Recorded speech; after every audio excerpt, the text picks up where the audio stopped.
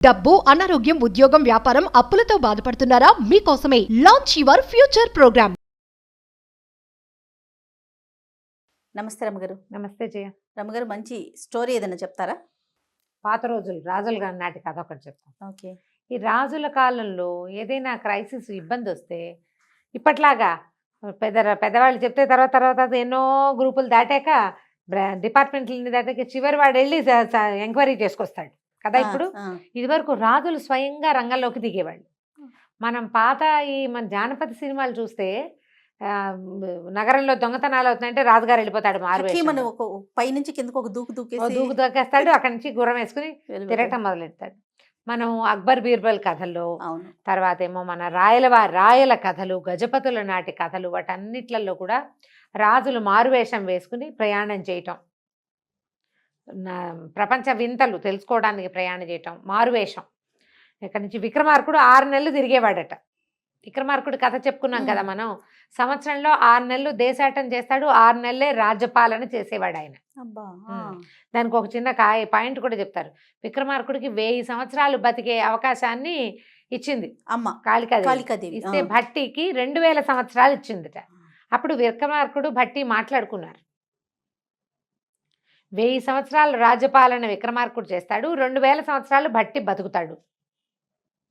అప్పుడు ఎట్లా, నేను ముందు వెళ్ళిపోతాను నువ్వు తర్వాత వస్తావంటే, కాదన్నాయ ఒక పని చేద్దాము, నువ్వు సంవత్సరంలో 6 నెలలు రాజ్యపాలన చేయి, 6 నెలలు దేశాటం చేయి. నీ లెక్క ఏమిటి? 1000 సంవత్సరాలు పాలన. ఈ లెక్క అయితే మరి 1000 సంవత్సరాల్లో 6 నెలలు బయటకు వెళ్ళిపోతే సరిపోతుంది కదా. అందుకని లెక్కగా వర్షాకాలము శీతాకాలం అంతా రాజ్యంలో ఉండి ఎండాకాలం తిరిగేవాళ్ళు 6 మంత్స్. అప్పుడు దేశంలో మొత్తం భారతదేశం అంతా ఆయన కిందే ఉందంటారు. ఎక్కడెక్కడ ఏ ఊళ్ళల్లో ఎలాంటివి జరుగుతున్నాయి, వింతలు విశేషాలు విడ్డూరాలతో పాటు ఎక్కడెక్కడ అన్యాయాలు జరుగుతున్నాయో వాటన్నిటినీ సరిచేసుకునేవాళ్ళు. ఏ ఊళ్ళల్లో చెరువులు లేవు, ఏ ఊళ్ళల్లో కాటకం ఉంది, ఎక్కడ కట్నాలు ఎక్కువగా ఉన్నాయి, ఎక్కడ ఆడపిల్లల చావులు ఉన్నాయి, ప్రసూతి మరణాలు జరిగే ప్రదేశాలు, ఆహారం లేక జనాలు ఎక్కడ బాధపడుతున్నారు, ఏ అడవుల్లో దోపిడీలు జరుగుతున్నాయి, ఇలాంటివన్నీ తెలుసుకునేవాళ్ళు. ఇప్పుడు కూడా మన పెద్ద పెద్ద సంస్థలు పెట్టేవాళ్ళు స్వయంగా పరిశీలించి పర్యవేక్షించి తెలుసుకుంటే ఉండే ఉపయోగం ఈ డిపార్ట్మెంట్ల వల్ల అంత ఉండదు. ఇది ఎక్కడో చోట చైన్ బ్రేక్ అయిపోతుంది. అవునండి. మనమే రంగంలోకి దిగితే మనకి ఇంకా కొంచెం క్లారిటీ వస్తుంది. పాత రోజుల్లో అది ఆలోచించేవాళ్ళు. అలాంటి ఒక కథ చెప్తాం. పూర్వం ఒక రాజ్యంలో 3 దొంగలు ఉండేవాళ్ళట. గజ దొంగలు. అసలు వాళ్ళని పట్టలేకపోతున్నారు. సరే ఏవో రకరకాల ఎత్తులు ఎత్తారు, కానీ 3 వాళ్ళు ఫలానా ప్రాంతంలో సంచరిస్తున్నారని తెలిసింది, కానీ వాళ్ళని పట్టుకోలేకపోయారు. సరే ఆ ఊరి రాజుగారు ఏం చేశారంటే, వీళ్ళతోటి కాదు, సైన్యాధిపతి ట్రై చేశాడు, మంత్రి ట్రై చేశాడు, ప్లేసులు కనుక్కున్నారు కానీ పట్టుకోలేకపోతున్నారు. రాజుగారు తనే దిగాడు రంగంలోకి.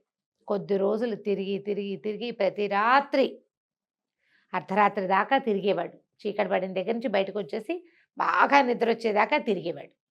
తిరగ ఒక నెల 2 నెలలకి ఆయనకి ఈ దొంగలు నిజంగానే 3 వాళ్ళు ఫలానా ప్రాంతంలో డబ్బులు పంచుకుంటారని తెలుసుకున్నాడు. ఒకరోజు రాత్రి వాళ్ళు ఎక్కడో చిన్న దోపిడీ చేసి వచ్చి పంపకాలు చేసుకుంటుండగా అక్కడికి వెళ్ళాడు. 4వ వాడిని చూసేసరికల్లా, ఎవడరా నువ్వు, ఏమిట్రా అని కేకేశారు. కేకేస్తే, నేను దొంగనండి, మరి ఈ ఊళ్ళో ఏదైనా పెద్ద దొంగతనం చేయాలని నా ఉద్దేశము, నాకు కొన్ని విపరీత శక్తులు ఉన్నాయి, మరి దానికోసమని నేను నాలాగా స్ట్రాంగ్గా ఉండే వాళ్ళ కోసం వెతుకుతున్నాను, మీరేనని నాకు చిన్న దొంగలంతా చెప్పారు, మీకోసం వెతుకుతూ ఇవాళ మిమ్మల్ని చూశాను అన్నాడు.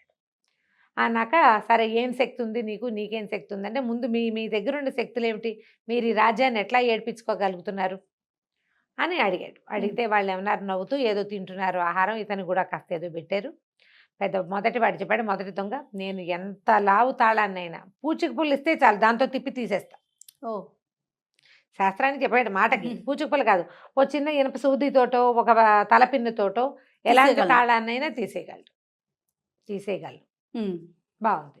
అక్కడి నుంచి 2వ వాడు చెప్పాడు, నేను భూమికి తల అనిస్తే దూరంగా ఎవరు నడుస్తున్నారో, నడిచేవాడు ఏనుగా, గుర్రమా, రథమా, పల్లకియా, 4 వచ్చారా 6 వచ్చారా చెప్పగలను, డబ్బు పెట్టెలు ఎక్కడున్నాయో తెలుస్తుంది, నాకు భూమి మీద తల అనిస్తే ధనలక్ష్మి నడక తెలిసిపోతుంది, నా దగ్గర ఆసక్తి ఉందన్నాడు. 3వ వాడు ఏం చెప్పాడంటే, నేను ఎవరినైనా ఒకసారి చూశానంటే వాడు ఏ వేషంలో ఉన్నా గుర్తుపడతా, ఎలాంటి మారు వేషం వేసినా గుర్తుపట్టేస్తాను నేను అని. ఇప్పుడు నీకేం విద్య వచ్చో చెప్పమన్నారు.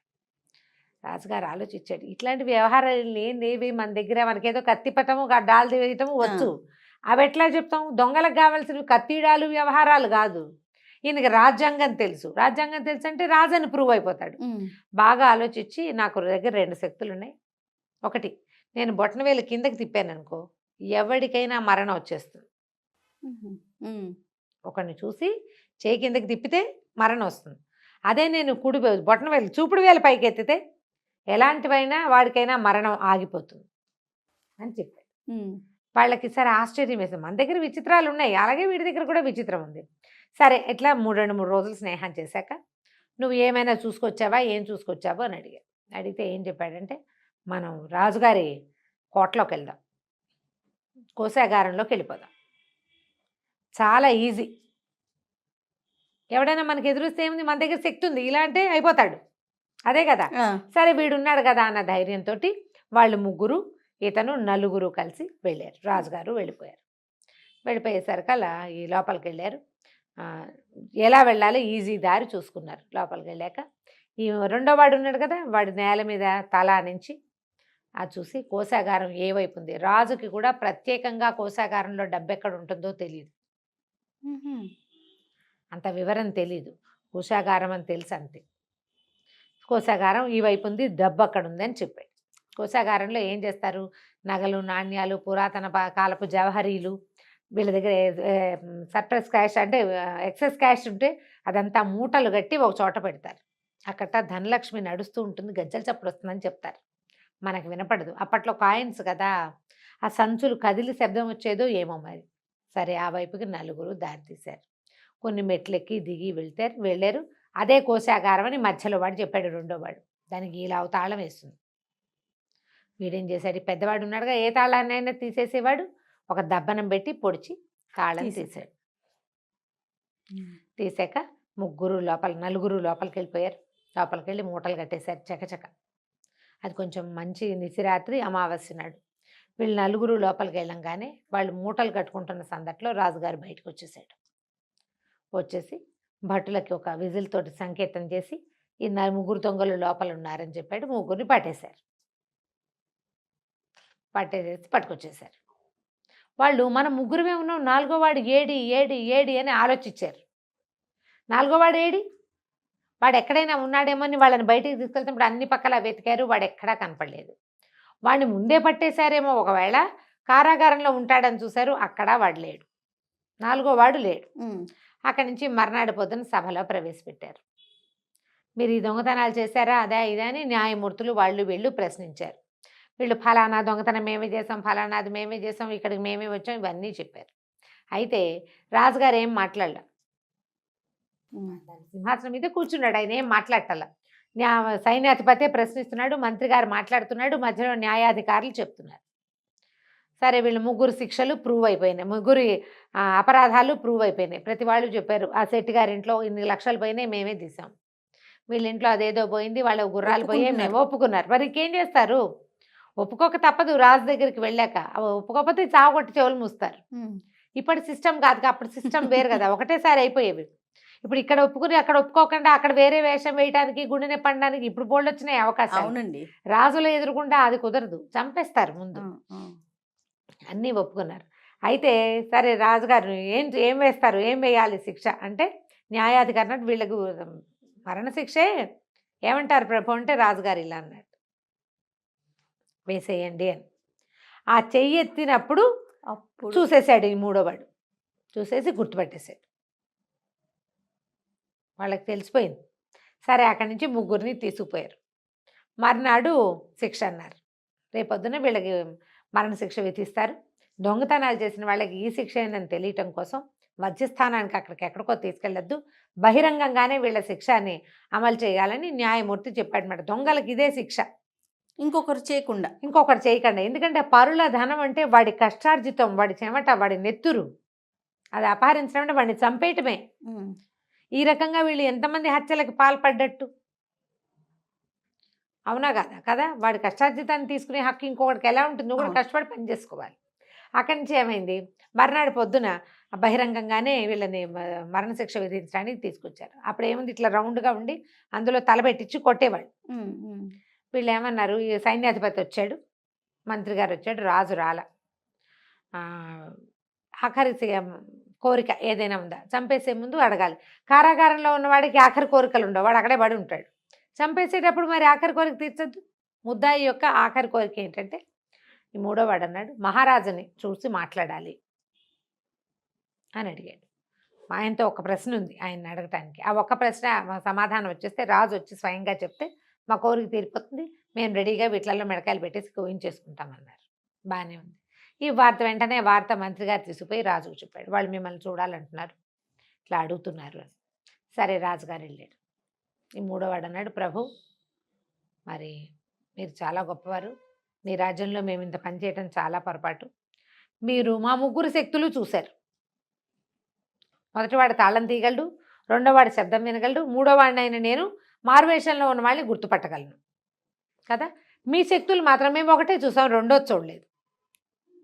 రెండో శక్తిని కూడా చూపించేసి అది ప్రూవ్ చేసేసి మీరు వెళ్ళిపోండి, మమ్మల్ని మాకు మరణశిక్ష విధిదురుగాని అన్నాడు. ఇప్పుడు రాజు ఏమనాలి, ఇలా అనగానే శిక్ష ఆగిపోతుంది. రాజుకి నవ్వొచ్చింది, ఇది కూడా తెలివే. అక్కడి నుంచి రాజు నిజంగానే చూపుడు వేలు పైకెత్తాడు. శిక్షని మరి తన శక్తిని ప్రూవ్ చేసుకోవాలి కదా, మరణశిక్షలు ఆగిపోయినాయి. రాజుగారు ప్రాణభిక్ష పెట్టాడని జనాలంతా ముగ్గురు మనుషుల్ని మధ్యలో రోడ్డు మధ్యలో నిలబెట్టి నరికేయటం అంటే జనాలంతా క్రూరత్వాన్ని సహించలేకపోతారు. వాళ్ళు చేసిన తప్పే అయినా కూడా ఎంత తప్పు చేసినా వాడికి ఇంకో సెకండ్ ఛాన్స్ ప్రతివాడికి కావాలి. ప్రజలంతా జయజయధ్వానాలు చేశారు. రాజు ఇంత గజ దొంగల్ని కూడా ఇట్లా చేశాడని, బతికించాడని. అంతకుముందు వాళ్ళు సంపాదించిన డబ్బంతా ఎక్కడో పాతి పెట్టాం, దాచిపోయి అంతా తినేస్తారు. అంతా ఎక్కడ తింటారు ఎవరైనాను, అవును దాచారు ఎక్కడో. అయితే రాజుగారు ఏం చేశారంటే, వీళ్ళ ముగ్గురికి రెండో ఛాన్స్ ఇస్తాను, దొంగతనాలు చేయొద్దు అని చెప్పి వాళ్ళ డబ్బులు కొంత భాగాన్ని మాత్రం వాళ్ళకు ఉంచి మిగిలింది సొంతదారులకు అప్పచెప్పేశారు.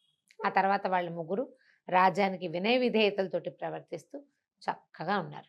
కథ కంచికి మనం ఇంటికి. నమస్తే. నమస్తే.